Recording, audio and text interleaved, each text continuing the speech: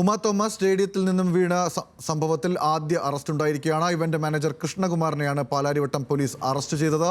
ഇയാളെ സ്റ്റേഷൻ ജാമ്യത്തിൽ വിട്ടയക്കും. വിവരങ്ങളുമായി കൊച്ചിയിൽ നിന്നും സഹിൻ ആന്റണിയുണ്ട്. സഹിൻ, എന്താണ് വിശദാംശങ്ങൾ?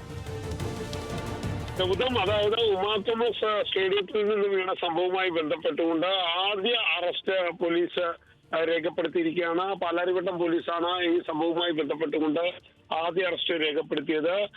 ലഭിക്കുന്ന വിവരമനുസരിച്ച് ഇവന്റ് മാനേജർ കൃഷ്ണകുമാറാണ് പോലീസിന്റെ പിടിയിലായതും ഇന്ന് ഉച്ചയോടുകൂടി ഇയാളെ പോലീസ് കസ്റ്റഡിയിലെടുക്കുകയായിരുന്നു.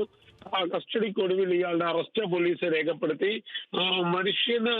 മനുഷ്യജീവിതത്തിന് അപകടം ഉണ്ടാകുന്ന തരത്തിൽ പ്രവർത്തിച്ചു എന്നുള്ളൊരു കുറ്റമാണ് ഇയാൾക്ക് എതിരെ പോലീസ് ചുമത്തിയിരിക്കുന്നത്. എന്തായാലും ഇയാളെ സ്റ്റേഷൻ ജാമ്യത്തിൽ പോലീസ് വിട്ടയക്കും എന്നുള്ളതാണ് മനസ്സിലാക്കാൻ കഴിയുന്നത്. ഇപ്പോൾ എറണാകുളം അസിസ്റ്റന്റ് കമ്മീഷണർ രാജ്കുമാർ ഇയാളെ ചോദ്യം ചെയ്തുകൊണ്ടിരിക്കുകയാണ്.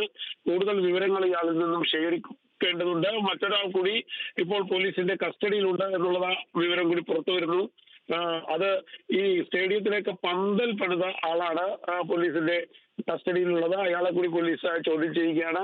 അതേസമയം ഈ ഈവന്റ് സംഘടിപ്പിച്ച അല്ലെങ്കിൽ ഈ പരിപാടി സംഘടിപ്പിച്ച മാതംഗ വിഷന്റെ ആളുകൾ ഇവരാരും തന്നെ പോലീസിന് മുന്നിൽ ഹാജരായിട്ടില്ല.